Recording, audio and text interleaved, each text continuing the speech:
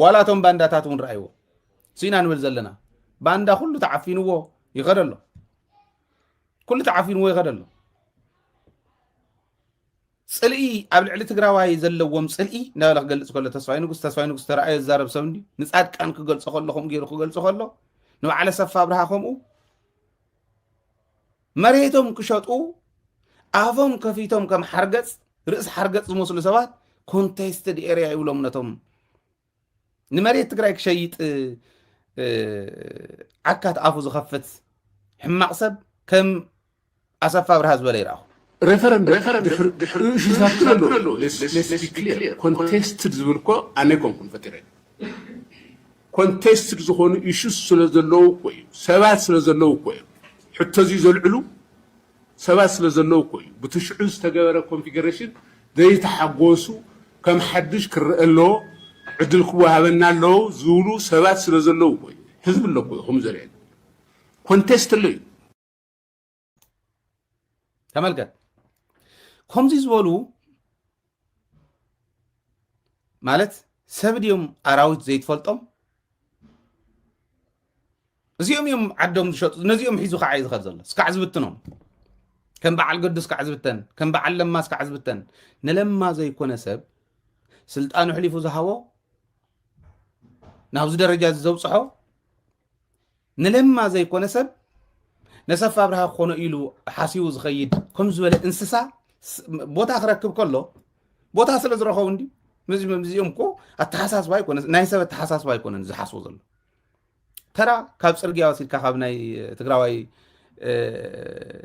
ማለት ተራ ኣብ ፅርግያ ወሲድካ ዝኾነ ቆልዓ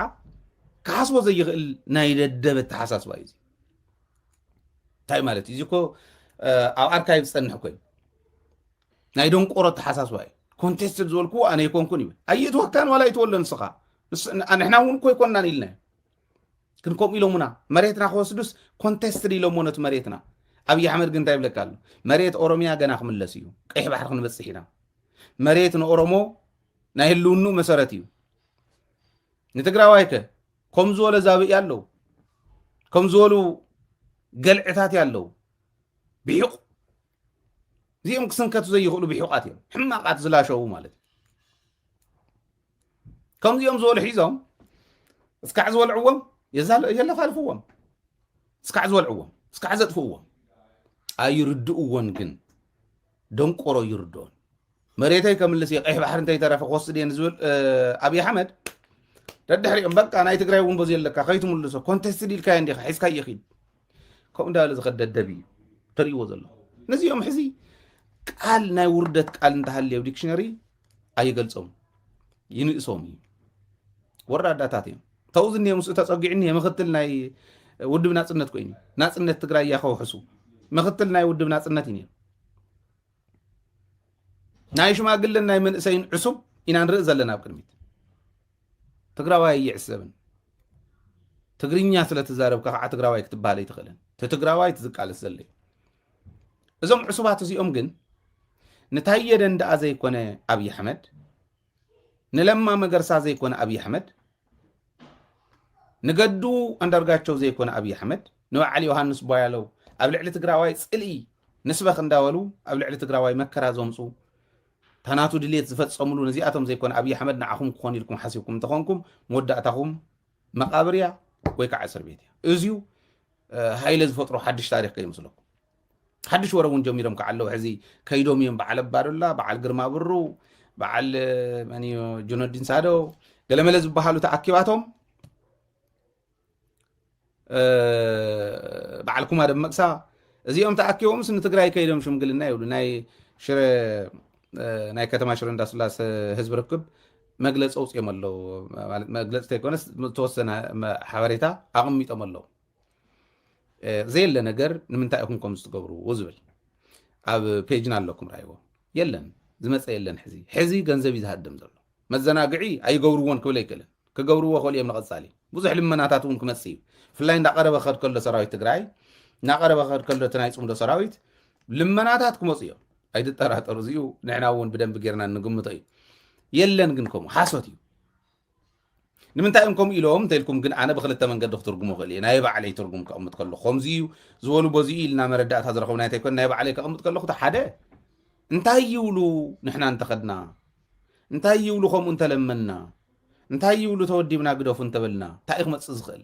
ብኣና ዝመፅእ ብኦም ዝመፅእ እንታይ እዩ ዝብል ቴስት መግበር እዩ ኣብ ሚድያ ከምኡ ገይሮም የውፁ እሞ ቴስት ይገብርዎ ነቲ ኢንቫይሮንመንት ድሓር ድሓን እንተኮይኑ ይኸዱ ተዘይኮይኑ ግን ዋ ሶሻል ሚድያ ኮ ዘይብሉ የለን ኢሎም ይዛረቡ እቲ ናይ ሚድያ ኣጠቓቕማ ስለ ዝኽእሉሉ እዩ እቲ ካልኣይ ስግኣቶም እዩ ክንልምን እኮ ክንመፅእ ድልየት ኣለና ኢሎም ዝነገርዎም ሰባት እንተሃልዮም ንሶም ዝነገርዎም ምክንያቱ ሕና እኮ ኮይናት እንደለን ኢሎም መዘናግዒ ዝተወሰነ ገንዘብ መውፅኢ እምበር ነቲ ዓዲ ከፍርስዋ ዝተለዓሉ ሰባት ምዃኖም ብድንቁርንኦም ምክንያት ዝተለዓሉ ሰባት ምዃኖም ይርዳእኒ ኩልና እውን ንርዶ እዩ ማለት እዩ ስለዚ እዚ ይብሉ ናፍቶም ባንዳታት ክምለስ ከለኹ ግን ንባዕለ ሰፋ ብርሃ ጥራሕ ኣነ ሰፋ ብርሃ ከም ሰብ እውን ኣይቆፅሮን ከም ሰብ እውን ኣይቆፅሮን ቁም ነገር ዘይብሉ ይትረፍዶ ኣብ ከምዚ ዓይነት ባንዳነት ኣትዩ ኣሎ እንዳተባሃለ ዘለሉ እውን ኣብ ሌብነት ዝነበረ ሰብ እዩ ኣሰፋ ብርሃ ታሪኹ ንሽተይ ክወኩም ናይ ካልኦት እውን ክወኩም እዩ ምክንያቱ እንዳረኣናዮም ክንከድ ስለ ዘለና እንዳፈለጥናዮም ክንከድ ስለ ዘለና ሰፋ ብርሃ ማለት ብኢወደግ ዘመን ናይ መንግስት ልምዓት ድርጅት ዝመርሕ ዝነበረ ኣብዚአን ስየ ብርሃ ሰፋ ብርሃ ካሊእ እውን ሳልሳይ ኣለዎም እዚኦም ናይ ቤተሰብ ፒኤልሲ ኣለዎም ናፍቲ ናይ ቤተሰብ ፒኤልሲ ናይ መንግስቲ ንብረት ናይ መንግስቲ ሃፍቲ እንዳእተው ስለ ዝነበሩ ካብ ናይ መንግስቲ ናይ ልምዓት ድርጅት ሰሪቆም ስለ ዝተዋሃሉ ተኣሲሮም መስረቂ ቱቦ ዝነበረ ናይ መንግስቲ ናይ ልምዓት ድርጅት ዝመርሕ ዝነበረ ዝወዲ እዚ ኣሰፋ ብርሃ ምስ ኢህወደግ ከምዚ ዓይነት ቀይሚ ነይርዎ ተኣሲሮም ስለዚ ኢህወደግ ዝኣሰረንስ ሕወሓት ስለ ዝኣሰረተኒ እያ ፀረ ሕወሓት ክቃለስ እያ ቀይሚ ዘይብሎ ሕወሓት የለን ኣብቶም ሕዚ ተሸይጦም እኒው ብቀይሚ ዝኸዱ እዮም ተኣሲረ ነይረ ኢሉ ተሰሪቑ እዩ ተኣሲሩ ሰሪቑ እዩ ተኣሲሩ ባንዳታት ራይዎ ብስራተ ማረብ ማዕዶ ኮይኑ ሕሕ ዝብል ከም ከልቢ ሰሪቑ እዩ ተኣሲሩ ንምንታይ ሙስና ስቂለ ዘይሰርሐ ክሱ ኢሎም ዘይረኣዩኒ እዩ ስየ ብርሃ ብንየ ኮይኑ ዝኩሉ ጅግንነት ዝሰርሐ ሰብኣይ ካብኣቶም ዝሓሸ ንስይዋ ዝኩሉ ዝሰርሐ ሰብኣይ ብደገ ኮይኑ ኣብ እርጋን እውን ሕማም ሓሚሙ እንተይተረፈ እንዳበለ መዛረብ እስካዕ ስእን ኮይኖም ዘለሉ ወፂኦም ሚድያ ዝዛረብ ተኣሲሩ ስለ ዝነበረ ካሊእ ይብሉ እዚ ወዲ እዚ እውን ከምኡ እዩ ሰሪቑ እዩ ተኣሲሩ ኣሰፋ ብርሃ እዚአን ከከሓሕሱ ምዕራብ ትግራይ ኣብ ቅድሚኹም ደሸይጥዎ ሓዚ ኮንቴስትድ ዝበልክዎ ኣነ ይኮንኩን ይብለካ ኣሎ እንታይ ትፈልጥ ንስኻ ተውሳኽካ ኮንቴስትድ ዝኸውን ኣከራኻሪ ዝኸውን ናይ እዚኣቶም ትግራዋይነት እዩ ናይ ትግራዋይ መሬት ኣይኮነን ናይ ከምዚኦም ዝበሉ ትግራዋይነት ግን ኣከራኻሪ ማለት እንዲ ኣከራኻሪ ማለት እዩ ኮንቴስትድ ማለት ኮንቴስትድ ዝኸውን ናይ እዚኣቶም ትግራዋይነት እምበር ናይ ምዕራብ ትግራይ ትግራዋይነት ኣይኮነን ኮይኑ ይፈልጥ ማእኸል ትግራይ እዩ ነይሩ ምዕራብ ትግራይ ብስንፍና መራሕቲ ሕወሓት ሳዕናዮ እዩ ለማልሞ ምላሽ እዩ ነይሩ ማእኸል ትግራይ እዩ ነይሩ በዓል መተማ ዮሃንስ በዓል ራስ ደጀና ኣብርሃ ጅራ ዓደርቃይ ገለና ልካ እዚኣቶም ለማልሞ ምላሽ እንተኸይድካ እዮም ማእኸል እዩ ብስንፍና ሳዕናዮ ኮንቴስትድ ክኾነ ይኽእል ኮንቴስትድ ዝኾነ ከራኻሪ ዝኾነ ትግራዋይነት ዘለዎም ግን ነቲ መሬት ትግራይ ክሸጥዎ ከመይ ከም ዝኸዱ ክትሪኡ ደልየኩም እዩ ኩሎም ግን ናይ ባዕሎም ቀይሚ ዘኺዱ እዮም ወይ ቀይሚ ብቀይሚ ዝኸሓኒኦም ተምሕዚ ዝቆፀርክዎም ከምኡ እዮም ሰፋ ብርሃ በልዎ ስየ ብርሃ በልዎ ብስራተ ማረ በልዎ ጻድቃን በልዎ ገለበልዎ ዞም ኣብ እርጋን ናብ ዝርጋን ዝተቐየሩ እዚኦም ቀይሚ እዮም ወንጀል ሰሪሖም ዝሃደሙ ከዓ ኣለዉ ወንጀሎም ክሽፍኑ ልክዕ ከም በዓል ክንደያ እኮ ህንፃ ዘጥፈ እዩ ህንፃ ጠፊኡ ንዝበለ ሰብ እዩ ብሎክ ሓደ ብሎክ ጠፊኡ የለን ናበይ ከም ዝኸደ እምበር ሓደ ህንፃ እውን ነይሩ እዩ ተኣምራት ኮ ትግራይ ነይሩ ክንደይ ጉድ ይሽፍኑ ከም ዝነበሩ ትሪእዎ ኣለኹም ሸፊንካ ዝኾን ግን የለን ግዜ እዩ ዘውፅኦ ሕዚ እውን ዓድዋ ይሽፍኑ ኣለዉ ኣብ ማእኸላይ ትግራይ ትሽፍኑ ኣለኹም ሽሻይ ግርማይ ነቶም ዝመርሖም ዘሎ ሕዚ ፀረ ደደቢት ፀረቶም ተቃለስቲ ዘኺዶም ዘሎ ተልልኩም ከይትእርምዋ ግዜ ትውዋ ዘለኹም ፅባሕ ንጎ ደገ ኮይኖም ሕሕ ክልኹም እዮም ናይ ፅባሕ ንግሆ ባንዳታት ይኹም ተፍሪ ዘሎ ብሕዚ እንተዘይተኣሪማ ሕዚ እውን ክትርኢ ኢኹም እንታይ በለ ሃይለ በሉ እዚኣ ቆሪፅኩም ሓዝለ ኢኹም መናእሰይ ከምኡ ጌራ ዘፍረየቶም እዮም ሕዚ ነንባዕሎም ይባልዑ ዶ የለዉ ነንባዕሎም ይባልዑ ዶ የለዉ እንታይ ይብሉ ረኣኹም ጻድቃን ዝብሎም ንባዕሊ ዮሃንስ ገብረ መስቀልን ሳሙራን ጻድቃን ዝብሎም ስምዑ ሓሸም ምስኹም ኮይና ተዋጋእና ሰባት ለና ኢሎም ዝወዳድሩ ዝሓሸም ምስኹም ኮይና ተዋጋእና ሰባት ለና ኢሎም ዝወዳድሩ ብዙሓት ነይሮም እዚ እውን ጠፊኦም ማለት ኣይኮነን ብግልፂ ተነገረኒ ይዛረብ ዘሎ ስለዚ እቲ ዓቕሊ ናይ ትግራይ ዓቕሊ እናተኣከበ ከይዱ ኣሎ ፍሉይ ነገር ስለ ዘለና ኣይኮናን ናብዚ ኮይና ዘለና ሓደ ክንእከብ ስለ ዝኽኣልና እዩ ክንእከብ ስለ ዝኽኣልና ካልኣይ ግን ኢምፖርታንት ነገር ግን ኣብ ትግራይ እዚ ንግበር ዝብል ሓሳብ ኣለና እቶም ንሕና ንበልፅ ካብኦም ዝብሉ እማ ኣብ ትግራይ እዚ ንገብር ዝብል ሓሳብ የብሎምን ይደብረፅዮን ሓሳብ የብሎምን ይብሎም ኣሎ ንበዓል ዮሃንስ ገብረ መስቀል ንበዓል ሳሞራ እዩ መልሲ ከዓ ሂቦሞ እዮም ንሳቶም እውን ባይዘወይ ስቕ ይበሉን መልሲ ሂቦሞ እዮም ትመልሲ እውን ከስማዓኩም እየ እቶም ንሕና ንበልፅ ዝብሉ ዘለዉ በቃ ሓሳብ የብሎምን ጻድቃኒ ሓሳብ ዘሎ ኣብዚ ዓድመ እዚኣ ኮንካ ጃጂኻስ ከምዚ ዝበለ ኢሉ መሰረት ዘይብሉ ዘረባ ክትዛረብ ከለካ እንታይ ዓይነት ውድቀት ምኳን ራዩ ተመልክሎምን ንደብረፅዮን ክትክኦ ወይ ንመንጀርኖ ክትክኦ ወይ ንፍሳማን ክትክኦ እሞ ኣነኡ ክኾነ እዮም ዝብሉ እዚ ድማ ምንም ታሽወይ ለውጠ የምፅእ ጻድቃን ከመይ ኢኻ ክትክእ መቸም ናብ ደደቢት መፂን ሃይለ ክትክኦ እየ ክብለ ኣይኽእልን ዝኸውን ኣይሓፍርን ግን ንሱ ማለት ኣይስኣኑ ጻድቃን እኮ ንዕኦም ክትክእ ኣነ ክመርሕ እያ ታናቱ እዩ ዘላግበሎም ዘሎ ግን መልሲ ኣለዎ ስለዚ እዚ ስለ ዝኾነ እቲ መንግስቲ ስርዓት ቅየር ስለ ዝደሊ ኩነታትን ስርዓት ቅያር ስለ ዝሓትት ዝሓሸ ተቐባልነት እናረኸብና ዝሓሸ ስምምዕነት እናረኸብና እናተዘራርብና ንኸድ ኣለና የረር ኢኻ ካብ ናትኩም ተቐባልነት ይመሓሮ ሰብ ተቐባልነት ዘይብሎም ጥራሕ ተይኮነስ ካካኢሉ ህዝቢ ትግራይ መላእ ህዝቢ ትግራይ ካብ ህፃን እስካዕ ሽማግለ ዝፀልኦም ሰባት እንተሃልዩ ቀዳምነት ሰብኣይ እዚ ቀዳምነት ሰብኣይ እዚ ከም ካልኦት እውን ነድንቆም ኢና ማለት ኣይኮን ትግራዋይነት ሸይጦም ዝበልዑ እዮም እዚኦም ስለ ምዕራብ ትግራይ ኣይኮነን ዘርእየካ ዘሎ ኣሰፋ እውን ዝበለ ምዕራብ ትግራይ ንሽጦ እዩ ኮንቴስትድ እዩ እዚ እውን ዝብለካ ዘለኹም እዩ ሰብ ንገልብጥ እዩ ስርዓት ንገልብጥ እዩ መፍትሒ የለን ትግራይ ንበዓል ዮሃንስ ገብረ መስቀል ካባኹም ንበልፅ ኢና ዝብሉና ሓሳብ የብሎምን ንፍሳማንጁስ ንደብረፅዮን ክንቅይር ተዘይኮይኑ ካሊእ ተኣምር የለን ይብለካ ኣሎ መልሲ ኣለዎ ግን ዮሃንስ ገብረ መስቀል ከዓ ጌታቸው አይደለም ጻድቃን ጀነራል ኤክስፐርት ያለው አይደለም እንዲያውም ያር ትናቸው የተነቀለ ባታስት ህይወት እንኳን አታችመንት አላቸው አንተ እዚህ ስትወጣ ድንገት አንድ በሰው ህይወት ላይ አልነገር ገጥሞት ብትዓደነግጥ ምን የማይደነግጡ ፍጥረቶች ናቸው ይታመሙ ነበር የካናዳ ጀነራል በዋንስ በጥጥሮቹ ግፍ አይቶ ተጋሲክ ታመመ ለምን ሂመን ቫልዩ ከሰዎች ጋር ሪጋርድ ከለር ምናምን እነዚህ በዘራቸው አታችመንት አላቸው ብሎ ዲናቆ የሚያዋጣው ግናውንም ዘሪስ ነው ማለት ነው እኛዚህ ቁጭ ብለን ከሳሳት ጋር ተያይዟል ይኸውና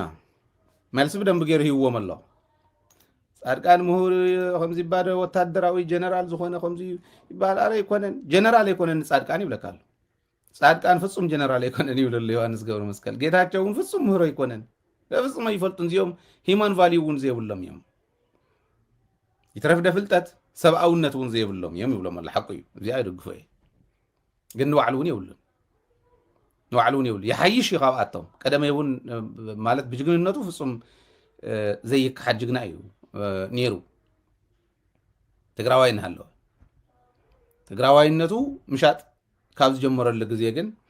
ያው ታጅግንነቱ ነባያ ተሪፋ እምበር ቅድሚ ሕዚ ዝነበረ ታሪክ ንሱ ይሐይሽ እዩ ካብቶም ካልኦት ማለት እዩ ስለዚህ ንባዕሎም እውን ትርጉም ዘለዎም አይኮንን ኣብ ሓደኮ ማለት ሕፍን እንዲዮም ብኢድ ዝቁፀሩ በፃብዕቲ ዝቁፀሩ እንዲዮም በፃብዕቲ ዝቁፀሩ አዲስ አበባ ከይዶም ንኣብይ ኣሕመድ ኣነ ዘገልግል ኣነ ባንዳ ኣነ ዕሪ ባንዳ ኣነ ብደንብ ዝላኣኽ ብዝብል ከመይ ይባልዑ ዘለዉ ራእይዎም ከመይ ይባልዑ ዘለዉ ራእይ ትግራዋይነት ፈተንኡ ከምዚ ዝበሉ ነገራት እዮም እዚኦም እንተዕርዩ ብትግራዋይነት ፍጹም ዘይደራደር ኣብ ውሽጢ ግን ክንድድላይ ተሓናኾት ፖለቲክሊ ፀገም የለን ኣነ ዝበልጽ ኢሉ ይኽድ ፀገም የለን ጻድቃን ኣነ ዝበልጽ ክውድብ የሰብ እንተዝብለ ብትግራይ ኮይኑ ፀገም ኣይነበረ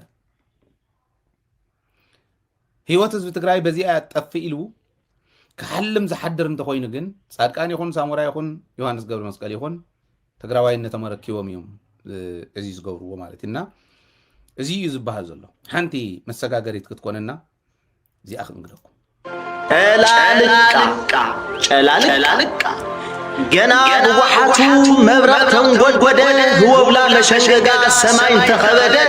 ዓደይ ወዓለን ሓየተይ ጸመደ ዓርሞሽሽ ንውዕሎ ሃይሃይታ ከሓርስ ከላሳድስ ዝባደመ ባይታ እወ ተሪር ስቦቱ ብጎባይ ነዊቱ ሓፃር ዕርፉ ማእኸላ ኣትዒቱ ምስ መጻምዱ ኣልማሚት ከቲቱ ይዒስ ሓለንጋዬ ኣታ ብዕራይ ጸጋሜ ንዓኻ ሒዘማ ኣይስዕረንን ጸገሜ ብዕራይ የማን ኣትሓሽ ሽደናዬ ንዓኻ ሒዘማ ክሓርስ ገደናዬ ንወሳነ ዓወትማ ኺደናይ ንሓናዬ እወ ከከም መሬቱ ከውሑ ኾነ ጭቃ ምፍታሕ የላን ውዕሎ ጨላልቃ ኳኺቶ ተሰግሲጉ ስበት ክጐዚ ተመን ተሓላሊኹ ክረጭ ሕንዚ የመን ሓሊሉ ዘቢኑ ቈንጠፍጠፈ ሹም ጅግና እናጸረፈ ጸረ ስበት እኳ ተተሰለፈ መን እሞ ሰማዒ መን ተሰኳኒ ሓያል ጸማዳይ ዕቱብ ወሳኒ እወ ጸዋራት እዮም ሽደናይ ወሓለንጋይ ብስበት ትግራይማ የላን ምውጋይ እወ መቐለ ኾይንካ ኣስመራ ተዋድድ ሽረ ኾይንካ ብግብፂ ተዋድድ ራያ ኾይንካ ብሱዳን ተዋድድ ኣጓጉኦም ኾይንካ ሰራውርካ ትሰድድ ንጨላልቃ ዓወት ጨላልቃ ትጸምድ ጨላልቃ ውዕሎ ጋድም እናተለመ ብነግሒ ሓፋሽ ቅድሚት እናሰጎመ ጠላጽም ሓለንጋይ ብማእገር ትሽደን ኩምር ክብል እዩ ማሽላ ኾደን እወ ንዓዲ ወሎ ዝኣቱን ኣውቀፎ ቀዳዊናይ ብወሮ ትጅግና ዝሓለፎ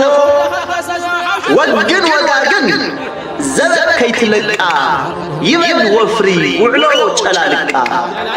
ወግን ወጋግን ዘበብ ከይትለቃ ይበል ወፍሪ ውዕሎ ጨላልቃ ነቦ ኣብሪ ተወርዋሪ TDF ኢንፍሉዌንሰር ትግራይ ትስዕር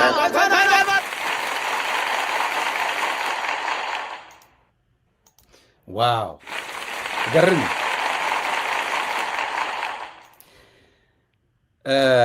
ጽብቕቲ እንግዶት እያ ናይ ባሕቂ ኣነ እውን ብደንብ ፊልና ገበርክዋ ነይረ እርግፀኛ እያ ተሓጒስኩምላ ትኾን ኢኹም ናይ ባሕቂ ክድናቕ ዝግብኦ መንእሰይ ናይ ኣርቲ ስራሕቲ ከምዚኦም ዝበሉ ብደንብ እናተደነቑ እናተሓገዙ እናተደገፉ ክኸዱ ይኽእሉ ኣለዎም ናይ ባሕቂ ዝሕጉስ እዩ እዚ ኢለ ንኸይድ እስኪ ሕወሓት ኣይእመንን ዘይእመነሉ ምኽንያት ከዓ ኢሎም የቕምጡ እዮም ነዚኣ እውን ንእሽተን ጨላልቃ እንያ ትኸዶም ዘላ ወፍሪ ጨላልቃ ምስ ጀመረ ይተሃተውተው ለምን ድርጅት የሆነበት ምክንያት ምንድነው? 21 ዓመት ሙሉ እንደ ባሪያ ሲያገለግለው የነበረውን ሰራዊት የራሱን ጓደኛ አብሮ ተኝቶ በአንድ ቀን ሌሊት ማረዱ ነው። ከዚህ በላይ ቲፒኤልኤፍ እድሜ ልክ ማንንም የማያምነው ድርጅት ነው። ቲፒኤልኤፍ ነው። እነዚህ ሰዎች ናቸው የማይታመኑት። የታረደ ሰራዊት የለም። የታረደ የትግራይ ህዝብ ነው። ያመናቸው ህዝብ በተኛበት ያረዱ ማርኮ አጉርሶ አጠጥቶ ድካማቸውን ተካፍሎ እዚህ ጀነራልነት ደረጃ ላይ ያደረሳቸው ህዝብ ያረዱ ናቸው የማይታመኑት። እናምናቸውም። አሁን ውጥንቅጡ ከወጣ በኋላ ነገሩን ካበላሹት በኋላ የፈለጉትን ቢሉ የሚመጣ ነገር የለም። ለማንኛውም እችን በደንብ አሁን ከነበረችው ግጥም ትሄዳለች ብዬ ነው። ነገሩ ተበላሽተዋል። የትግራይ ህዝብ አርደው የትግራይ ህዝብ ገድለው ህዝቢ ትግራይ ጨፍጭፎም ክነብሩ ከም ዘይኽእሉ ብተግባር ሪኦም ኣለው። ብዝኾነ ኮይኑ ከምልጡ ከም ዘይኽእሉ ምስ ፈለጡ ዝገብርዎ ዘለው እዩ ኢለ እየ ዝኣምን። ካሊእ ናይ ኤርትራ ፖለቲከኛ እዩ በየነ ኣብ ዝሓለፉ 2 መዓልትታት ሓደ 2 ፕሮግራም ሰሪሕና ኣለና ምስ 2 ኤርትራውያን። ኣነ ዝገረመትኒ ሓንቲ ናይ ኣብይ ኣሕመድ ናይ ስብከት ቃል በየነ ደጊሙ ወርየ 150 ሚሊዮን ዓፅኻ ሕቶይ ትሕተት ዝበሃል ዘረባ ኣካላት ስራሕ ዓመፅ ዩኤን ፕሎስ ዝበሃል ኣሎ ዩናይትድ ኔሽንስ ኮንቬንሽን ኦን ዘ ሎው ኦፍ ዘ ሲ ዝብል ልዕሊ 68 ሃገራት ዝፈረምኦ ሕጊ ኣሎ። ኢትዮጵያ ኣካል እዚ ውዕል እያ። ኤርትራ ሽፍታ ስርዓት ዘለዋ ኣይፈረመቶ። ምክንያቱ ኣብ ዝኾነ ኪዳን ኣቱ ዘይገሊ ስርዓት እዩ ዘሎ። ተጠንድን ስርዓት ኣልዮም እንደሊ ዘለና ከዓ ዓለም ምስ ኤርትራ እንተደገፈ ይባል ዓለም ንኤርትራ ግደፍ ንዓለም ሙሉእ ኤርትራ ከፍቲ ምግባል ናትና ዓላማ ሕጂ እስርታ ሃገርና ከፊትና ከመይ ጌርና ነዚ ብኢትዮጵያ ዝለዓል ዘሎ ሕቶ ካልእ ካብ ኢትዮጵያ ዝረኽባ ኣካላት ዘሎ ሕቶ ዝምልስ ዝገርም እዩ ማለት ኤርትራዊ እንዲሁ ናይ ኤርትራ ጉዳይ ንሱ ይፈልጦ ንዕኡ እውን ይምልከቶ ከባቢ ንላዕሊ ግን እንተነኣሰ 130 ገለን ዝኾን ህዝቢ ዓፂኻስ ባዕልኩም ትፈልጦ ይበሃልን። ስለዚ ንኢትዮጵያውያን ሕቶኦም ሃዎም ሕቶኦም ናይ ዓሰብ ሕቶ እዩ ናይ ዋንነት ሕቶ እዩ። ዓፂኻ እምበለይ ምባል ናይ ሽፍታ ስርዓት እዩ ይብሎ። ናይ ለዋህ ስርዓት ናይ በየነ ንኤርትራ ብሙሉእ እዩ ክሳዳ ሒዙ በልጉና ኢሉ ምስ ፋሳሲ ኢልኽዎ ንዓይ ዝረኣየኒ ዘቕምጥ ዘለኹ ንምንታይ ከምኡ በለ ንኽብል ከም ዝኽእል ኣይጠራጠርኒ። ኣነ በየነ ይኹን ካልኦት ኣብ ቃልሲ ህልውና ህዝቢ ትግራይ ዓርሱ ቃል ኣስተዋፅኦ ገይሮም እዮም። ዕላምኦም እንታይ ይንበር እንታይ ብዘየግድስ ኣፍታ ፅበትና ኣፍታ ፀባብ እዋን ዝገበርዎ ኣስተዋፅኦ ዝርስዐሎም የለን። እቲ ዕላማ ግን እዚኣ ነይራ እንተኮይና ጌጋ እያ ነይራ። ጌጋ እዩ ነይሩ እቲ ዕላማ እዩ ዘሎ። እቲ ምድጋፍ ሓቶም እዮም ደጊፎም መንነቶም እዮም ደጊፎም። እዚ ሓቶ እዚኣ ግን ናይ ብሓቂ ታዝሓትዋ ዘለው 130 ገለን ዓፂኻ ይኾንን ባሕሪ ክትውን ኣለኩም ወደብ ክትውን ኣለኩም ክንውንኖ ክብል ከሎ ኣብይ ኣሕመድ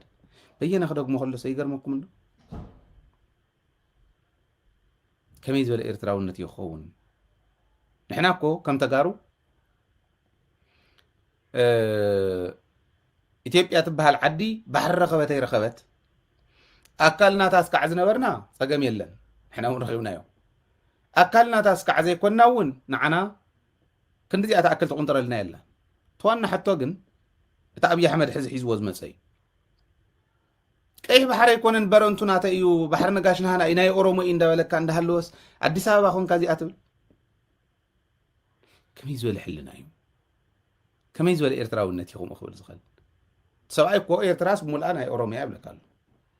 ባሕሪ ነጋሽ ማለት መቸም ባሕሪ ነጋሽ ውሽጢ ዘይነበረ ናይ ኤርትራ መሬት የለን። ባሕሪ ነጋሽ ናይ ኦሮሞ እዩ ክብለካ ከሎ ዓሰብ ጥራሕ ኣይኮነን ክለይም ዝገብር ዘሎ ኤርትራ ናይ ኤርትራ መሬት እውን እዩ። ኤርትራውያንስ ኦሮሞ እዮም እዩ ዝብለካ ዘሎ። ኦሮማይዝ ክገብረካ ኣብ ዝኸደሉ እንታይ ዓይነት ውርደት ይበሃል? ከመይ ዝበለ ናይ ታሪክ ብልሹነት ይበሃል? እዚኣ ብጣዕሚ ፀገም እያ። ኣም ሶሪ ናይ ብሓቂ ዝሕዝን እዩ። ኣነ እውን ፐርሶናሊ ብጣዕሚ ፊል ገይረ ማለት ዋ ይርድእዎ ኣለው ድዮም እቲ ፖለቲካ ናይ ኢትዮጵያ ወይስ ብለዋህነት እዮም ዝኸዱ ዘለው? ናይ ብሓቂ ክጥቀመሎም ይኸደ ኣሎ። ይትረፍደ ንበየነ ንለማ መገርሳ ኣይኮነን። ይትረፍደ ንፃድቃን ወይ ንዮሃንስ ገብረ መስቀል ወይ ንኣሰፋ ብርሃ ንለማ መገርሳ ንበዓል ታየ ደንዳ እውን ኣይኮነን። ንገዱ አንዳርጋቸው እውን ኣይኮነን። ኦኬ ቲም ለማ እንዳተባሃለ ኣካል ቲም ኮይኑ ዝኸድ ነበረ ይገዱ መኪና ሓፂቡ ዝበልዕ ዘሎ ሕዚ ማለት እዩ። ከመይ ዝበለ ውርደት ክኾን ከሎ ኢኹም ዝበሃል ብጣዕሚ ገሪምኒ። ቃልስኹም ኤርትራ በቱ ሓደ ወገን ኮይኑ ከዓ ዝቃለሰኩም ኣሎ። ግን ኤርትራ ሸይጥካ ዝሳኻዕ ቃልሲ እንተሃልዩ ጌጋ እዩ ትግራይ ክትህልወለይ እንደ ዝቃለስ ዘለኹ ትግራይ ሸይጥካ ናይ ትግራይ መሬት ሸይጥካ ዝህሉ ዝሳኻዕ ዕላማ ስለዘየለን ዲና ነቶም ናህና ናይ ባዕልና እውን ንቃለሶም ዘለና መጀመርያ ትግራይ ተሃልዩ አይ ቲንክ ኣይረኸብዎን ብትክክል ኣይተረድእዎን ትዝመፅ ዘለዉ ሕጂ ኢለ ዝኣምን ትክክል ኣይኮነን ከም ሓውኩም ከም መቃለስትኩም ማለት ተተረዲኦሞ ከምዚ ክንዛረብ ከለና ሃይለ ሓውና ከምዚ ኢሉ ገለመለ ይብል ነይሩ ሓደ ግዜ ብዓሰብ ኣይምን ብባፅዕ እእትው ኢሎምና እዮም ኢለ ቅሪበ ማለት እዩ እእትው ኢሎምና ክንርኢ እሞ ሕዚ ደዳ ኣይትእቱን ኢሉ ንእቱን ፈረቓን ተፈቂዱልና ንፈረቓን ዘይተባሃለ ይበልና ብተግባር ከዓ ኸድካ ክትሪኦ ኢኻ ወይ ክትሰምዖ ኢኻ ፀገም የለን ብዝኾነ ኮይኑ ግን ኤርትራ ሸይጥካ ዝሳኻዕ ኤርትራውነት ኣይመስለንን ትጋገየለኹም ዝብል ናይ ሓውኩም ምኽሪ ክህብ ስለ ዝደለኹ እዩ